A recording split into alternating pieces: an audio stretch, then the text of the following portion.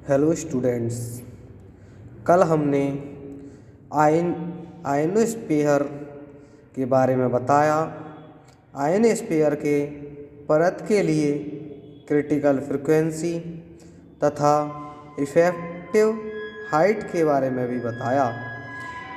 आज हम BSc part third की पेपर थर्ड के unit first matter waves start कराएंगे।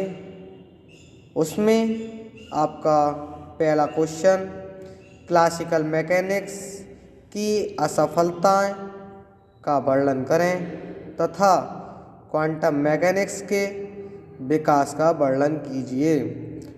आइए देखते हैं। ऐसी मैकेनिक्स जो न्यूटन के तीनों नियमों law of inertia, law of change in momentum तथा लॉ ऑफ एक्शन तथा रिएक्शन पर बेस्ड हैं को क्लासिकल मैकेनिक्स कहते हैं। इस मैकेनिक्स में उन्हीं वस्तुओं का अध्ययन किया जाता है जिनकी वेलोसिटी लाइट की वेलोसिटी से बहुत कम होती है। जो लाइट की वेलोसिटी है उससे जिसकी भी वेलोसिटी कम होगी उसका अध्ययन इसमें किया जाएगा। जैसे हमारे आकाशीय पिंड तथा पार्थिव पिंडों की गति का अध्ययन इससे में सफलतापूर्वक भी किया जाता है। ये मैकेनिक्स निम्न बातों पर असफल रही। वह निम्न बातें क्या थीं जिस पर इस मैकेनिक्स में सफलता नहीं मिली? इसके पहला पॉइंट, इसके द्वारा परमाणुओं और इसके सूक्ष्म कणों जैसे इलेक्ट्रॉन, फोटॉन, न्यूट्रॉन आदि की वेलोसिटी की व्याख्या नहीं हो सकी। इसमें कौन से परमाणुओं की व्याख्या नहीं हुई? जैसे इलेक्ट्रॉन, फोटॉन और न्यूट्रॉन, इन तीनों की जो वेलोसिटी की व्याख्या इसने नहीं हो पाई। इसका सेकंड असफलता, इसकी सहायता से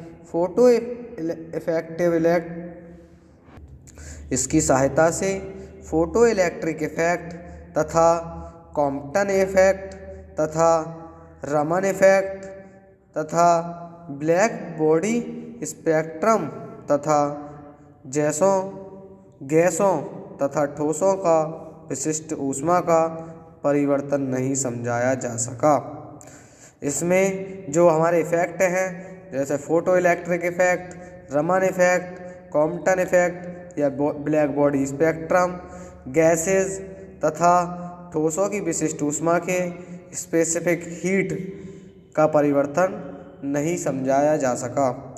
इसका थर्ड असफलता क्या रही? इसके द्वारा परमाणुओं के डिस्क्रीट एनर्जी लेवल को नहीं समझाया जा सका। मैक्सवेल प्लांक ने सन 1900 में ब्लैक बॉडी स्पेक्ट्रम को समझाने के लिए अपना क्वांटम सिद्धांत दिया जो इस प्रकार है। सन 19 प्रकाश एनर्जी के छोटे छोटे बंडल्स या पैकेट्स की फॉर्म में चलता है। यह आपको पता ही होगा। प्रत्येक पैकेट या बंडल को हम क्या कहते हैं? फोटोन कहते हैं।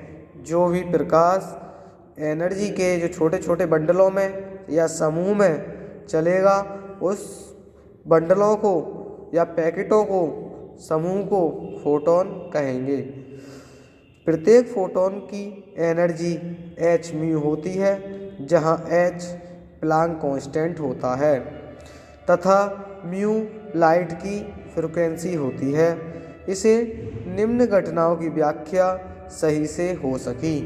इससे किसकी व्याख्या हो सकी आपको बताते हैं। पहला, फोटो इलेक्ट्रिक इफेक्ट की व्याख्या इससे नहीं हो पाई। तब किसने? प्लांक ने इसकी व्याख्या करी। Photoelectric effect, Compton effect, black body spectrum, hydrogen molecule spectrum तथा प्लांक्स लॉ या specific heat at low temperature, इन 6 चीज़ों की जो व्याख्या की वह प्लैंक ने करी और सफल रही। उपरोक्त थ्योरी कोल्ड क्वांटम थ्योरी कहलाती हैं। यह थ्योरी भी निम्न बातों को नहीं बता सकी। इन थ्योरी ने भी कुछ बातें ऐसी थीं जो नहीं बता पाए। वह कौन सी थी? एक था जीमैन इफेक्ट, दूसरा रमन इफेक्ट, तीसरा स्टार्क इफेक्ट और हाइड्रोजन स्पेक्ट्रम, हीलियम स्पेक्ट्रम तथा सोडियम स्पेक्ट्रम को नहीं समझाया जा सका। उपरोक्त बातों की व्याख्या न्यू क्वांटम थ्योरी द्वारा समझाई जा सकी। इस नई थ्योरी को हाइजेनबर्ग का अनिश्चितता का सिद्धांत तथा श्रोडिंगर वेव इक्वेशन से दिया गया। आपका नेक्स्ट क्वेश्चन, प्रकाश वैद्युत प्रभाव क्या है? फोटो इलेक्ट्रिक इफेक्ट क्या है? इसके नियम बताइए। आइंस्टीन ने इन नियमों की व्याख्या किस प्रकार करी? जब लाइट किसी सरफेस पर गिरती है तो उससे स्वतंत्र इलेक्ट्रॉन बाहर निकलते हैं। इस इलेक्ट्रॉन्स को फोटो इलेक्ट्रॉन्स कहते हैं। इन इलेक्ट्रॉन से जो करंट बनती है उसे फोटो इलेक्ट्रिक करंट कहते हैं और इस फिनोमिनॉन को फोटो इलेक्ट्रिक इफेक्ट कहते हैं। प्रयोगों के बेस पर लेनार्ड तथा मुलिकेन, ये दो वैज्ञानिक हैं, कौन से? लेनार्ड और मुलिकेन ने फिर फोटो इलेक्ट्रिक इफेक्ट के नियम बताए जो इस प्रकार हैं। कौन कौन से बताए? पहला, किसी मेटल के सरफेस से प्रकाश इलेक्ट्रॉन्स के उत्सर्जन की दर आपतित प्रकाश की तीव्रता के अनुक्रमानुपाती होती है। सेकंड, उत्सर्जित जो इलेक्ट्रॉन हैं उनकी गतिज ऊर्जा लाइट इंटेंसिटी पर डिपेंड नहीं करती है। थर्ड पॉइंट, प्रकाश इलेक्ट्रॉनों की अधिकतम गतिज ऊर्जा प्रकाश की आवृत्ति के अनुक्रमानुपाती होती है। इसका फोर्थ पॉइंट, यदि आपतित प्रकाश की आवृत्ति एक मिनिमम वैल्यू से कम है, जो आपतित प्रकाश की जो फ्रिक्वेंसी होगी एक मिनिमम वैल्यू से कम है, तो मेटल की सरफेस से कोई भी इलेक्ट्रॉन बाहर नहीं निकलना चाहेगा। उस पर कितनी भी इंटेंस लाइट क्यों नहीं डाली जाए। उस न्यूनतम आवृत्ति को दहली आवृत्ति, जिसे हम इंग्लिश में थ्रेशोल्ड फ्रीक्वेंसी कहते हैं, इसका मान अलग अलग सरफेस पर अलग अलग होता है। नेक्स्ट पॉइंट, सतह पर लाइट गिरने पर और इलेक्ट्रॉन निकलने के बीच अंतर नहीं होता है, अर्थात जैसे ही प्रकाश गिरता है वैसे ही इलेक्ट्रॉन निकलने लगते हैं। ये हमारे जो प्रयोगों के आधार पर जो लेनार्ड और मुलेकिन ने जो फोटो इलेक्ट्रिक इफेक्ट के जो नियम बताए वह आपके हो गए। अब सेकंड पूछा था आइंस्टीन द्वारा प्रकाश वैद्युत प्रकाश के नियमों की व्याख्या कीजिए। देखिए, प्रकाश वैद्युत प्रभाव के नियमों की व्याख्या लेनार्ड तथा मुलिकेन नहीं दे पाए। इस नियमों की व्याख्या आइंस्टीन ने दी, वह भी प्लैंक के क्वांटम प्रिंसिपल के बेस पर, जो इस प्रकार है। प्रकाश एनर्जी के छोटे छोटे बंडल्स या पैकेट की फॉर्म में चलता है, जिसे प्रत्येक बंडल या पैकेट को हम क्या कहते हैं? क्वांटा या फोटोन कहते हैं, जैसा अभी हमने पहले बताया। यदि लाइट की फ्रीक्वेंसी म्यू हो तो प्रत्येक फोटोन की एनर्जी hν होगी। माना दहली आवृत्ति म्यू नॉट है। इस आवृत्ति का प्रकाश जब धातु पर गिरता है तो इसकी सतह से एक इलेक्ट्रॉन तुरंत बाहर निकल आता है। यह बात कार्यफलन वाली ऊर्जा W से होता है। W = hν0 होता है।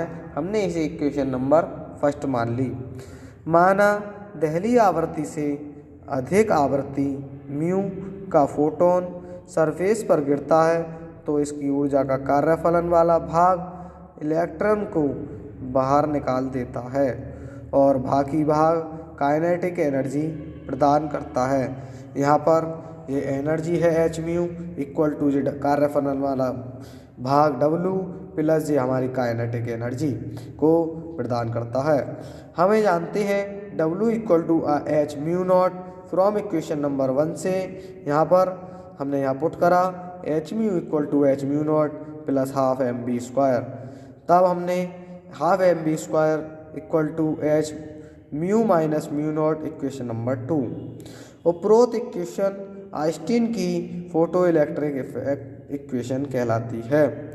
इस इक्वेशन के आधार पर आइंस्टीन ने लेनार्ड के नियमों की व्याख्या की जो इस प्रकार है। एक इलेक्ट्रॉन से एक फोटोन से एक इलेक्ट्रॉन निकलता है और फोटोन की संख्या बढ़ने पर प्रकाश की इंटेंसिटी भी बढ़ती है तथा इलेक्ट्रॉन्स के बढ़ने पर प्रकाश उत्सर्जन की दर भी बढ़ती है। अर्थात प्रकाश इलेक्ट्रॉनों के उत्सर्जन की दर धातु की सतह पर आपतित प्रकाश की तीव्रता के डायरेक्टली प्रोपोर्शनल होती है। इस प्रकार लेनार्ड के पहले नियम की व्याख्या हो जाती है। सेकंड, आइंस्टीन की समीकरण half M V square equal to H mu minus mu naught में लाइट की इंटेंसिटी नहीं आती है। इस प्रकार इलेक्ट्रॉन्स की गतिज ऊर्जा प्रकाश की तीव्रता पर निर्भर नहीं करती है। इस प्रकार लेनार्ड के